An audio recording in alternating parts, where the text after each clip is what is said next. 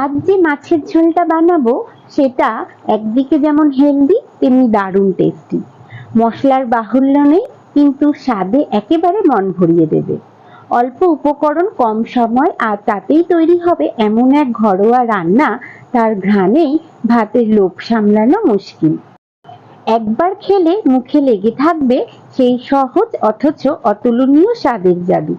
চলুন আর দেরি না করে শুরু করা যাক আজকে আমাদের পটল আলু দিয়ে মাছের ঝোল রেসিপিটি।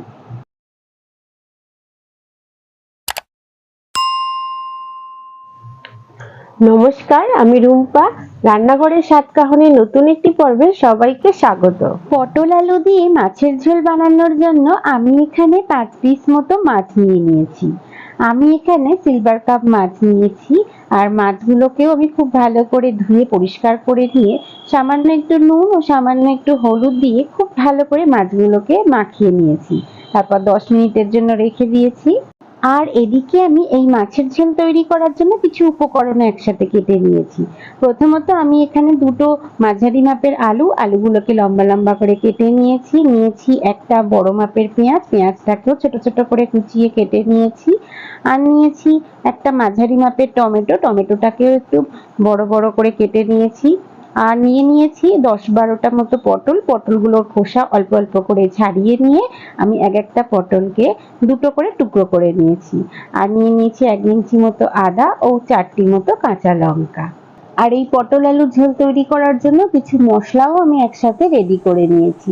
প্রথমত আমি এখানে নিয়েছি 1 চামচ মতো হলুদ গুঁড়ো, নিয়েছি আগে থেকে রোস্ট করে রাখা 1 চামচ মতো জিরে ধনের গুঁড়ো, এবং নিয়েছি 1/2 চামচ মতো চিনি, আর নিয়েছি 1 চামচ মতো কাশ্মীরি লঙ্কার গুঁড়ো, এবং নিয়েছি স্বাদ মতো নুন এবং 1/2 চামচ মতো গোটা জিরে। এখন আমি ওভেনে একটা কড়াই বসিয়ে নিয়েছি। তারপর কড়াইটা খুব ভালোভাবে গরম হয়ে গেলে আমি এখানে 4 চামচ মতো সর্ষের তেল দিয়ে দিয়েছি। তারপর তেলটাও একটু ভালোভাবে গরম করে নিয়ে আমি যে নুন হলুদ মাখিয়ে রেখেছিলাম মাছের মধ্যে, সেই এক একটা মাছকে আমি আস্তে আস্তে তেলের মধ্যে ছেড়ে দিয়েছি। তারপর খুব ভালো করে আমি এখন মাছগুলোকে একটু উল্টিয়ে খুব ভালোভাবে ভেজে নেব। আর এই মাছগুলোকে একটু কড়া করে ভাজলেই মাছের স্বাদটা কিন্তু অনেকটাই ভালো হয়। তাই একটু চেষ্টা করবেন মাছগুলোকে একটু কড়া করে ভাজতে। খুব ভালো করে মাছের দুটো সাইড খুব ভালোভাবে ভেজে নেওয়ার পর আমি একটা প্লেটের মধ্যে প্রতিটা মাছকে তুলে নিলাম। আর দেখুন মাছগুলো ভাজার পর কত সুন্দর লাগছে মাছগুলোকে দেখতে। আমি এইভাবেই সমস্ত মাছগুলোকে প্লেটের মধ্যে তুলে নিলাম ভেজে।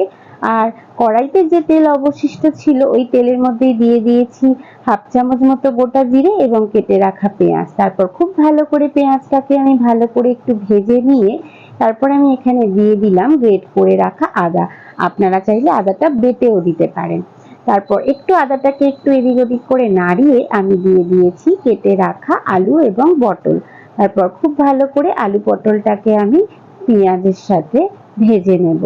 আর এই সময় গ্যাসের ওভেনটাকে একটু লোতে রেখে একটু সময় নিয়ে আলু পটলটাকে একটু ভেজে নেব। তারপর আমি এখানে দিয়ে দিলাম স্বাদ মতো নুন, 1 চামচ হলুদ গুঁড়ো, 1 চামচ মতো কাশ্মীরি লঙ্কার গুঁড়ো, এবং দিয়ে দিলাম 1 চামচ মতো আগে থেকে রোস্ট করে রাখা জিরে ধনের গুঁড়ো। তারপর সমস্ত মশলাগুলোকে খুব ভালো করে আমি সবজির সাথে মিশিয়ে নিয়ে খুব ভালোভাবে মশলাগুলোকে কষিয়ে নেব। আর এই সময় গ্যাসের ফ্লেমটাকে অবশ্যই একটু লোতে রেখে একটু সময় নিয়ে মশলাগুলোকে কষিয়ে নেবেন। তাহলে মশলার যেমন একদিকে কাঁচা গন্ধও চলে যাবে এবং অন্যদিকে তরকারির স্বাদও অনেকটাই বেড়ে যাবে। তারপর খুব ভালো করে আমার মশলা দিয়ে সবজি কষানোর পর আমি এখানে পরিমাণ মতো দিয়ে দিয়েছি জল। আমি এখানে যেহেতু মাছের ঝোল করছি একটু পরিমাণে জলটা বেশি দিয়েছি, আপনারা তরকারি পরিমাণ অনুযায়ী জলটা ব্যবহার করবেন। আর এখন আমি দিয়ে দিলাম 4টি মতো কাঁচা লঙ্কা এবং স্বাদ মতো চিনি। তারপর আমি খুব ভালো করে তরকারিটাকে একটু এদিক ওদিক করে নাড়িয়ে ঢাকা দিয়ে 8-10 মিনিট মতো তরকারিটাকে ফুটিয়ে নিয়েছিলাম। আর এদিকে 8-10 মিনিট পর ঢাকনা খুলে একটু এদিক ওদিক করে নাড়িয়ে ভেজে রাখা মাছগুলোকে তরকারির মধ্যে আস্তে আস্তে দিয়ে একটু ওলট পালট করে তরকারিটাকে নাড়িয়ে নেব। আরো 8 থেকে 10 মিনিট মতো লো ফ্লেমেই তরকারিটাকে একটু ফুটিয়ে নিলেই আমাদের পটল আলু দিয়ে মাছের ঝোল কিন্তু একদম রেডি হয়ে যাবে। দেখুন আমাদের মাছের ঝোল কিন্তু একদম রেডি হয়ে গেছে। আর এটি দেখতেও কত সুন্দর লাগছে, আর এটি খেতেও কিন্তু অসাধারণ স্বাদের। আর এই গরমের সময় পটল আলু দিয়ে মাছের ঝোল খেতে কার না ভালো লাগে। এখন আমি একটা পাত্রের মধ্যে তরকারিটাকে তুলে নিলাম গরম গরম ভাতের সঙ্গে পরিবেশন করার জন্য। তাহলে আমার আজকের রেসিপিটি কেমন লাগলো? ভালো লাগলে অবশ্যই আমাকে একটা কমেন্ট করে জানাবেন। সেই সঙ্গে লাইক, শেয়ার এবং আমার চ্যানেলে নতুন বন্ধু হয়ে থাকলে সাবস্ক্রাইব করার অনুরোধ রইল এবং পাশে থাকা বেল আইকনটি প্রেস করে অল নোটিফিকেশনটি অন করে দেবেন। তাহলে আমি যখনই কোনো নতুন ভিডিও আপলোড করব তার প্রথম নোটিফিকেশনটি আপনার কাছে পৌঁছে যাবে।